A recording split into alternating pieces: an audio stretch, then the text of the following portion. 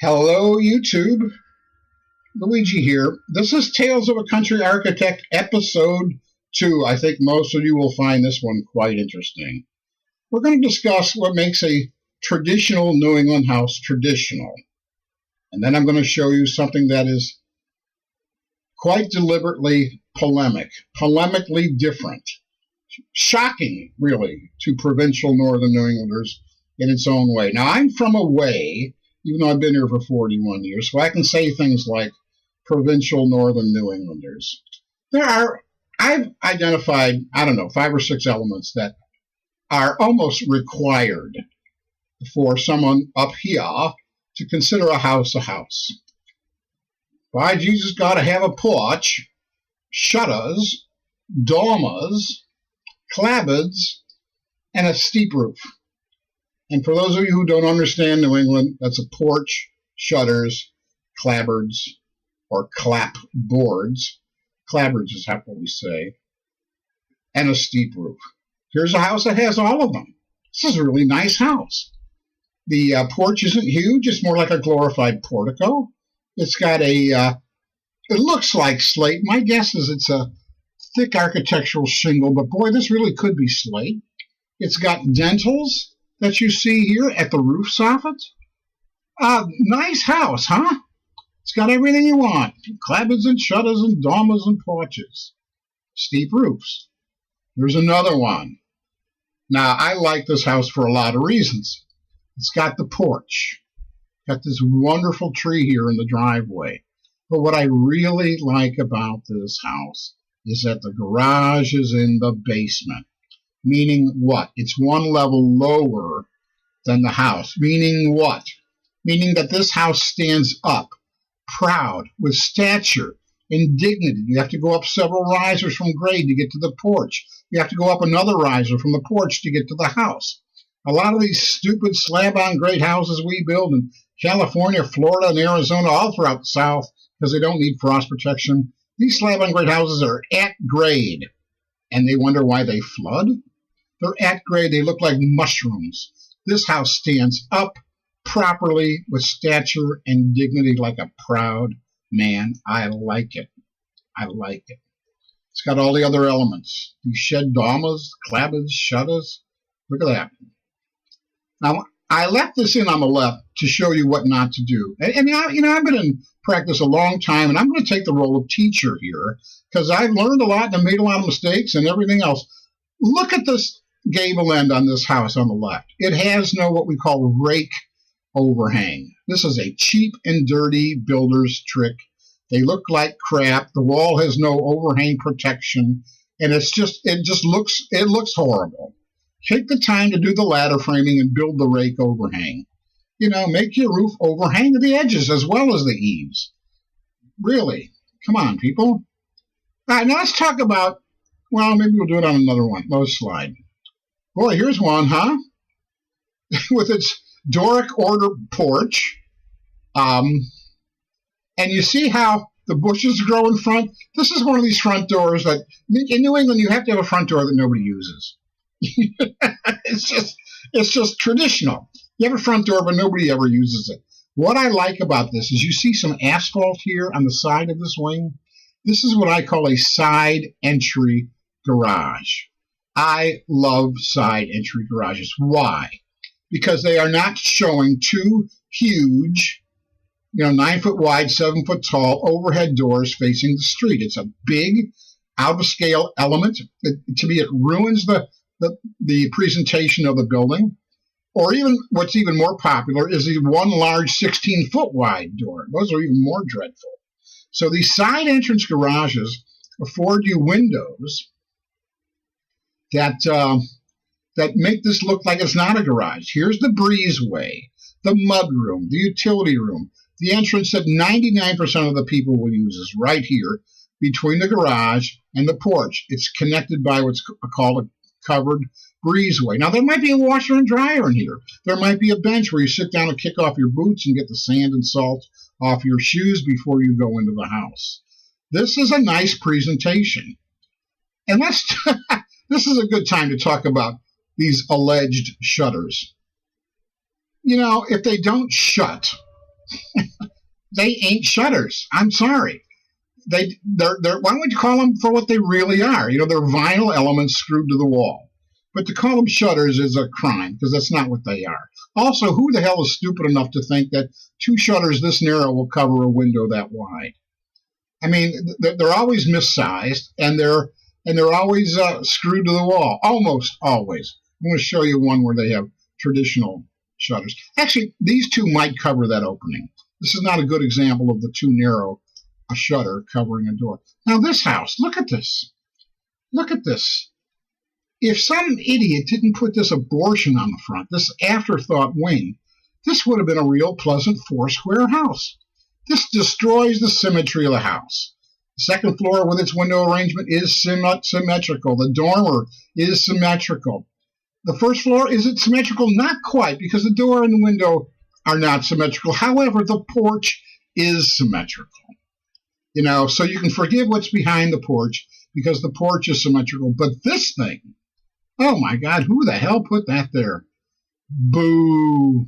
But here you see where the porch is up 1, 2, 3 risers. The house is up another riser, 4. Nice. This was once a nice house before somebody ruined it. Look at this. Aww. Mr. Blandings builds his dream house. Look at this. The portico is wide enough to be a porch. 1, 2, 3 risers up to the porch. 1 riser into the house. The house is lifted up. You see pieces of stone foundation here. Dormers, clapboards, shutters, porch, steep roof. Oh, we got a cupola on the what? Side entrance garage. Side entrance garage. This is really nice. These are lovely in that traditional sort of way. And here we have a house where the photographer was very careful to get the top of the picket fence. Now, let me tell you about these vinyl picket fences. They're oh, and this is clearly vinyl. I can spot it a mile away. These fences are perfect. They're absolutely perfect. They're white, and they look perfect. But if you drive around old New England for a while, you really expect a white picket fence to have some busted pieces, to look like it needs painting, to be crooked and leaning over. We don't expect them to be perfect, but the white vinyl ones are always perfect. Now, here we go again. One, how many risers up are we to the porch? Another riser up to the house. Why is that? Because in northern New England, we have to excavate down so deep for frost protection. You might as well, everybody, that's why everybody's got a full basement. Full basements. We've come to use roof trusses, but in the rest of the country, with these crummy slab-on-grade houses, number one, they have no basements. Number two, they use roof trusses, so they have neither basements nor attics. They have no storage space whatsoever. You go into any one of their 2-car garages, that garage is filled floor to ceiling with junk. You cannot put a car in there if you wanted to. I know, so either that or they rent these crummy little Sears and Roebuck's tin storage buildings, and they clutter their backyard with them because they have no storage space. The truth is, like most Americans, they just have way too much crap. And if they threw 90% of it away, they'd be just fine. Nice house. Nice house. Perfect picket fence. Okay. Look at this house. I think this is called a 4-square. And actually, a 4-square might have a hip roof. Okay, we got a portico that's wide enough to be called a porch. We got shutters, we got clapboards, we got dormers, we got a steep roof. We got everything. But then I zoomed into this, and I said, boy, this is this heavy head trim over the flanking windows. It's unfortunate. To me, personal opinion, it would look better if this were stepped up and then stepped back down. But look what I discovered while I was zooming in here. These shutters have real pintle hinges. These shutters have real holdbacks. These shutters are real. These shutters shut. Shutters that shut. Oh my God, I think I'm in love with these people. You know what I say? Phony shutters are great for phony people. These people have the real thing. You know, it's very important in my profession, architecture. Some of us take it seriously. It's called honesty of expression. If you're going to pretend to have a shutter, have a real shutter. But if you have a plastic element screwed to the wall, for God's sakes, don't call it a shutter. Okay? Because it's not. And the last one in the traditional series is a house, a cape with dormers and a porch. I don't understand these round tops up here. They're clearly decorative spandrel type units. They're not glass. And your entrance. Now, what do we have over here? Look at this. That's a piece of asphalt going to what? Another side entrance porch. Hence, this paved path that leads you to the front door from the side, because you will enter from the driveway. This is one of these doors, front doors, that nobody in New England uses. The real door is likely either through the garage or around the side. So here they are. They're quaint. They're cute. They're even beautiful in their own way. And this is the sort of architectural iconography that northern New Englanders are welded to, inextricably welded to. They can't conceive of a house that doesn't have clapboards and shutters and dormers and cupolas and steep roofs and everything else. Where am I going with this? I've been doing residential architecture in this state for a hell of a lot of years. Is this a stifling place to do residential architecture? You bet it is. You bet it is. Does that mean it's not worth doing? No, it means it's a creative challenge. It is possible that within this rigid architectural iconography, to design creatively, using the major elements of it, but still expressing yourself. And then one day, I get an Armenian client from New York City. An Armenian client from New York City, an urban, sophisticated, educated woman who owns this very difficult lot in Jackson, New Hampshire. And she wants a flat roof house. No clapboards, no wood on the outside, so she could have a roof garden. Oh my God, I almost fell down and kissed her right then and there. I get to do a building that ain't clapboards and shutters and dormers and steep roofs. This is the house I built her. I call it the Jewel Box. It's one story at the street. It's on a hill. It's 2 stories in the rear. I will show you that. I was so happy to do a house like this. You can see over here the pipe railing. We used a nautical motif for the roof garden. This is her house. Now, she's in Jackson, one of the most provincial, snootiest towns around, and I don't mind saying it because I think it's true. They persecuted her to death for this house. They didn't understand it. They called this house Dorothy's Sunoco Station. They hated it, and I'm happy to be at the center of the controversy. I don't mind it whatsoever. To me, this is still a jewel box. She's got this beautiful pine crest door here. That's back. There's no lights on the outside. Look at this. No lanterns. She wanted to backlight through the pattern of this glass, and it's quite effective, and it's really, really nice. I have to say so myself. How do you get up to this roof garden? I will show you. There's a detail of that entrance. We are 1, 2, 3 risers up into the house. This house was, in addition to not having any wood on the outside, to having hollow metal doors and frames, to be framed in I-joist at the time, in 1988, 89. This was really, really controversial. Everything about this was different for northern New England. They ain't never seen nothing like this. Hey, y'all. So you can see these eyebrow bulkhead lights. Nice touch. These reveals that give us the effect of coins on the corner. She's got some ivy growing down here. It's just, I'm happy to have done this. And I thank God I got a client who wasn't welded to this traditional New England stuff. Here's the side. From here down, it's concrete. From here up is frame. That's why we got the coins expressed here. And this is that open riser, diamond plate staircase that sits on an open bar. What do you call it? Oh, yeah, the bar decking, spaced bar decking on tubular columns. Look at the door, hollow metal doors. There's another bulkhead like. Now, I got to tell you something about this staircase. This was built with the posts on it and everything in one piece. One piece. The stringer, this deck off the living room, They lifted it with a crane over the garage. I wasn't there that day. I probably would have had a heart attack. They lifted it over the garage and set it right down, and it fit like a glove. Now you see we're at the two-story side. You don't get this sense of scale from the front. You get that jewel box sort of look. So these are all the pictures I have of this. I just thank God I had a client who let me do this. And believe me, I had to put up with all manner of local ignorance about this house. People would come up to me and say, by geez, you can't build a flat roof house up here. Won't hold snow. Hey, won't hold snow. Well, let me tell you something. Architects don't let morons, untrained, unknowledgeable morons, let you doubt your best professional architect's judgment. What he was saying is he doesn't know how to build a flat roof house up here. This house has been here for 30 years, under snows in northern New England that you would not believe. We don't even have a crack in the ceiling. It's so stiff.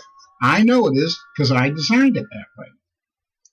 The ceiling joists are open web with metal tubes, tapered trusses that are flat at the bottom so we get flat ceilings, and the roof membrane slopes. This is a slight parapet here. We pitch two roof heads, which are piped to a dry well cistern on the downside of the house. Can't build a flat roof house up here. That's like saying you can't put a bridge across San Francisco Bay because it won't hold a cement truck. The stuff we have to put up with from people who don't know what the hell they're talking about. 1 year, and I'm going to use the word pillow because that was the shape it took. 1 year there was a pillow of snow on this roof. I bet it was 8 feet deep in the center. And the contractor who lives down the street, 2 doors down, he says, snow's getting kind of deep on that. Do you think we should shovel it? I said, don't you dare. Don't you dare send people up there with hatchets and shovels, and they're just going to destroy this roof. I know what that roof is designed to hold. Leave it alone. Leave it alone. I would never design a roof with this built-in maintenance factor where the poor people have to worry about, oh my God, we're going to collapse, we have to shovel our roof. I would never do that to anybody. Why make an owner a slave to their building? The building needs to serve them, not them, their building. So when I hear about people who are afraid their roofs are going to collapse so they shovel their roofs, I go, well, who the hell designed it? Some moron from Phoenix who never saw a snowflake in his life? Doesn't understand snow loads at these latitudes? This is way up in Jackson. The altitude is higher, and if you go into the book, you got to design for 120-pound live load. Snow on a roof. 3 times what we designed living room loads for. The snow loads are far more severe than the live loads inside for the living space. All right. So you've heard me. This is how it's going to be. I'm going to give it to you straight. I'm going to call it the way I see it. And why do I stay in Northern New England? The truth is I love it here. The truth is I love the people. But they are welded to a traditional architectural iconography. And I feel it's my job. It's our job as architects to show clients what they've never envisioned, what they've never seen. Let them know what they could have. One of our problems is we take our clients too literally, and this is a subject matter for another video. But I had a client who asked me. I was moonlighting. I wasn't licensed. I was doing my internship. He asked me for a center chimney cape with gable dormers. Well, guess what? I gave him a center chimney cape with gable dormers. And he saw another one of my houses under construction at the same time. I had 2 houses under construction. As a moonlighter, I was such a young hustler. And he looked at it and he goes, you mean I could have had a house like this? And I realized I had failed because I was stupid enough to give him exactly what he wanted. A center chimney cape with gable dormer. We're going to talk about what I did wrong there later. And I'm going to show you my mistakes as well as my successes. But I do love this house, and I love the client for allowing me to do something different. And I had no issues whatsoever being at the center of a local controversy. One more story. I'm standing in this driveway with the builders, 2 brothers, Stephen and Michael Weeder from Tamarack Construction. I want to tell you their names because they're good. They're one of the best contractors in Jackson. They do premium work for a premium level of clientele. We're out here in this driveway. The house is under construction, but it's framed. this is none of the finishes on it. And this guy pulls up in a truck. Now, I know who he is, but he doesn't know who I am. And I'm not going to mention his name, but at the time he was acting fire inspector for the town of Jackson. And he gets out of his truck, and he slams the door, and he says, "Oh, geez, I got to look at this piece of shit now." Now, Michael Weeder, who never lets a good opportunity go by, was very quick to say, "Oh, have you met the architect?" And this fire inspector was just mortified with embarrassment, as he should have been. You can't expect local yahoos to understand what you're doing. You're not working for them. You're working for your client, okay? All right. God bless you all. I love you. Stay tuned. They're just going to get better and better. I promise you that. Take good care. Bye-bye.